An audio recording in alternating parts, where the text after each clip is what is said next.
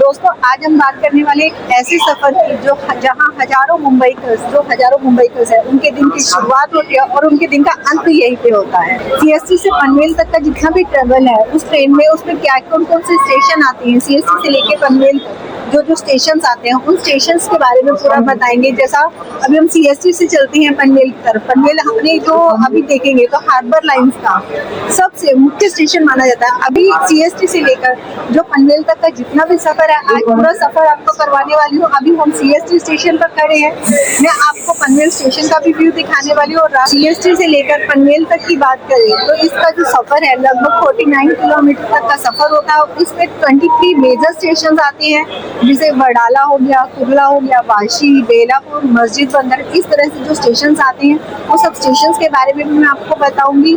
और सीएसटी से लेकर पनवेल तक का पूरा ट्रेन का टूर करेंगे। तो चलिए दोस्तों शुरू करते हैं हमारा ये टूर।